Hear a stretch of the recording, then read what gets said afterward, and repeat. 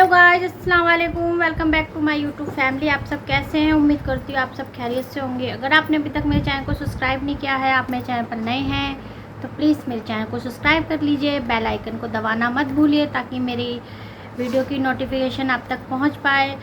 आज का जो मैं रिएक्शन वीडियो लेकर के आई हूँ, उस वीडियो का टाइटल है आला हजरत की करामात, नवाब अमजद अली की सज़ा माफ़ हो गई, बाय मौलाना इम्तियाज़ बरकती जी का ये बयान है। ये बयान मैंने लिया है नूर की बरसात चैनल से। इस वीडियो में ऐसा क्या होने वाला है, वीडियो देख के पता चलेगा। ज़्यादा टाइम वेस्ट ना करते हुए चलिए वीडियो देखते हैं, फिर बाकी बातें बाद में करते हैं। वादी रजा की कोहे हिमाला रजा का है, वादी रजा की कोहे हिमाला रजा का है, जिस समत देखिए वो इलाका रजा का है। क्या शान है मेरे आला हजरत की, क्या मकाम है ताजदारे बरेली का। एक मुरीद है आपके जिनका नाम है नवाब अमजद अली खां। आजकल तो मार्केट में जाली पीर देखो हर गली में नजर आ जाएंगे, फ्रॉड पीर तलाश करते फिर रहे गली गली। मुरीद मिल जाए, कोई मुरीद मिल जाए, किसे बेवकूफ बनाए। रात दिन झूठ बोलने वाले, दिल में हसद रखने वाले, गीबतें करने वाले, दिल में कीना रखने वाले, फिर पीर बने चोगा पहनकर टहल रहे हैं। मुरीदों की तलाश बराबर जारी है।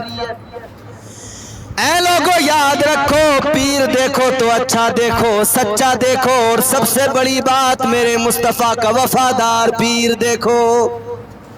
इसलिए कि अगर नबी का आशिक है, नबी का वफादार है, तभी उसके अंदर सच्चाई होगी।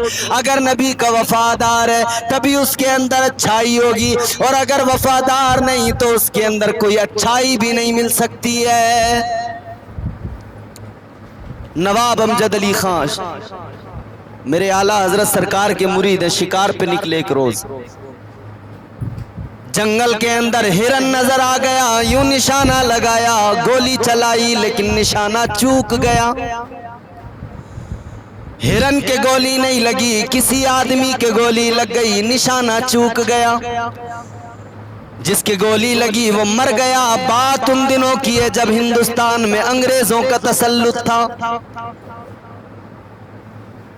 मर गया, उसका इंतकाल हो गया। नवाब साहब पर हो गया मुकदमा, जेल में डाल दिया गया। नवाब साहब को गिरफ्तार कर लिया गया। फिर कोर्ट कचहरी सब कुछ हुआ।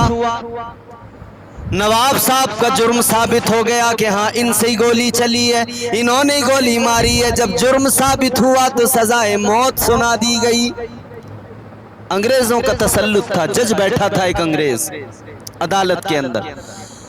अदालत ने अपना फैसला सुना दिया, सजाए मौत दी जाएगी। 302 का मुकदमा लग गया, सजाए मौत का हुक्म हो गया। फला दिन फला तारीख में फला टाइम इनको फांसी की सजा दी जाएगी। फिर दोबारा जेल में लाकर डाल दिया गया, काल कोठरी में लाकर डाल दिया गया। अल्लाह अल्लाह, वक्त भी करीब आ रहा था फांसी का। आपके मिलने वाले, आपके अजीज़ो अकारिब, आपके अहबाब, आपके घर के लोग सारे के सारे मिलने के लिए आए। नवाब साहब को देखा, आंसू बहाने लगे, रोने लगे। अब आपको फांसी के फंदे पर लटका दिया जाएगा। नवाब साहब को देखा, वो मुस्कुरा रहे हैं, घर वाले रो रहे हैं, रिश्तेदार रो रहे हैं, आंखों में आंसू हैं, लेकिन नवाब साहब मुस्कुरा रहे हैं। पूछा किस लिए मुस्कुरा रहे हो?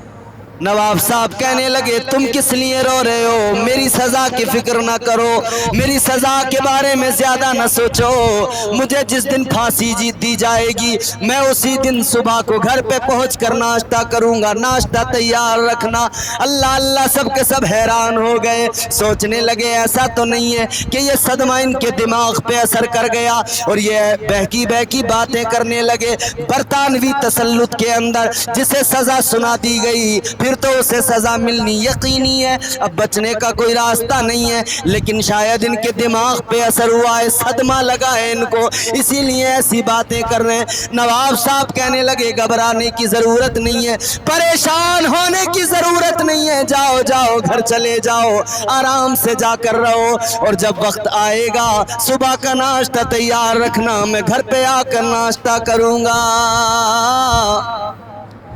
आखिरकार वो वक्त भी आ गया, फांसी का दिन भी आ गया, और वो वक्त भी आ गया, टाइम भी पूरा हो गया। रिश्तेदार घर वाले आ गए कि चलो बॉडी लेकर आते हैं। लटका दिया गया होगा फांसी के फंदे पर, अब जाकर बॉडी ले आते हैं, लाश लेकर आते हैं, चलो दफन तो कर देंगे।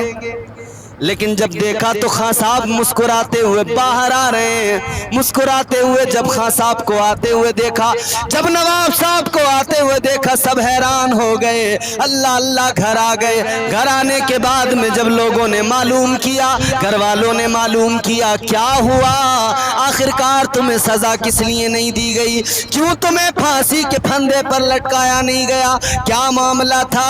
अल्लाह अल्लाह नवाब साहब बताने लगे, सुनो, जब मुझे फांसी का हुक्म सुना दिया गया, मैं जेल की काल कोठरी के अंदर था, मैं कैद खाने के अंदर था कि एक रोज मेरे ख्वाब के अंदर मेरे पीरो मुर्शिद ताजदारे बरेली इमाम अहले सुन्नत सैयदी सरकार आला हजरत तशरीफ ले आए। मेरे ख्वाब में आए, मुझे देखा, मेरा हाल मालूम किया। मैंने कहा हुजूर जिंदगी का चिराग बुझने वाला है, वक्त करीब आता जा रहा है, मुझे फांसी के फंदे पर लटका दिया जाएगा। अल्लाह अल्लाह मेरे सरकार आला हजरत ने ख्वाब में फरमाया, ऐ अमजद अली फिक्र न करो, खुदा की कसम तुम्हें सजाए मौत नहीं होगी, तुम्हें फांसी पर नहीं लटकाया जाएगा, अभी तुम्हारी जिंदगी बाकी है, अभी तुम्हारी उम्र के अय्याम बाकी हैं, गम न करो, परेशान होने की ज़रूरत नहीं है, फिक्र ना करो, इसलिए कि अभी तुम्हें कोई भी हुकूमत, कोई भी कानून सजाए मौत नहीं दे सकता है। कहने लगे मेरे सरकार आला हजरत ने, मेरे पीरो मुर्शिद ने बता दिया था, इसलिए मैं मुस्कुरा रहा था।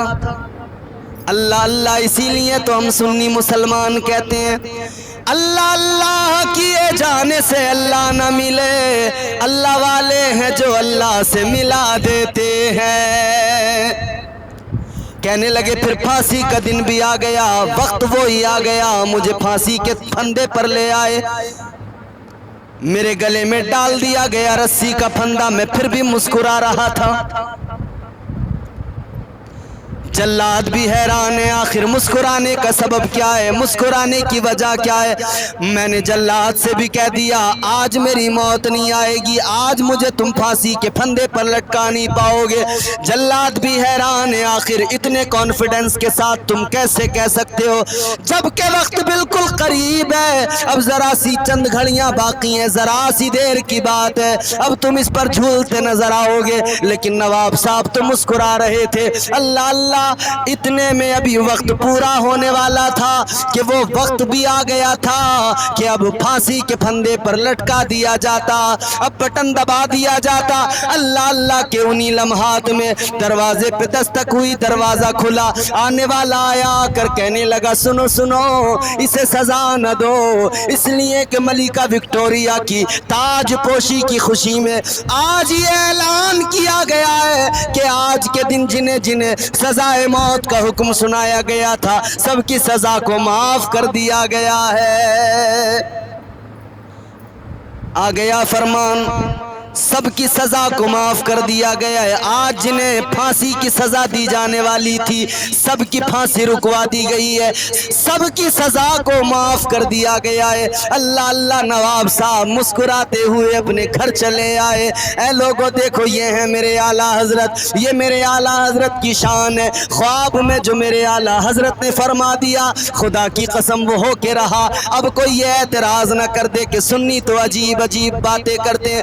अरे नादानो, ओ बेवकूफो, अल्लाह ने अपने वलियों को ये इल्म भी दिया है और उन्हें अल्लाह ने ये शान भी अता फरमाई है कि वो हालात से आगाह भी हो जाते हैं और वैसी पेशन गोई भी फरमा दिया करते हैं। फिर तनकीदें करने लगते हैं लोग, अरे ये सुन्नी बरेलवी तो यही करते हैं, ये तो किस्से सुनाने लगते हैं अजीब अजीब। ऐ नादानो ऐ जालिमो, तुमने कभी गौर से देखा नहीं, कभी करीब से समझने की कोशिश नहीं की, इसीलिए तो उंगलियां उठाते हो। कभी तुमने देखा होता कौन है आला हजरत, तब तुम्हारी समझ में आ गया होता आला हजरत की शख्सियत का नाम है। तो गाइस वाकई में ये वीडियो बहुत अच्छी थी। सही बात है कि अल्लाह की मर्ज़ी के आगे एक पत्ता भी नहीं हिलता है, क्योंकि वो सब कुछ तय करके रखते हैं कब किसकी मौत होनी है कब नहीं होनी है। तो वाकई में वीडियो बहुत अच्छी थी। आपको कैसी लगी कमेंट बॉक्स में ज़रूर बताइएगा। अगर आपको मेरी वीडियो अच्छी लगती है तो प्लीज़ मेरे चैनल को सब्सक्राइब कीजिए, लाइक कीजिए, कमेंट कीजिए और मुझे ज़्यादा से ज़्यादा सपोर्ट कीजिए। मिलती हूँ इसी तरीके की वीडियो में, तब तक के लिए अल्लाह हाफिज़।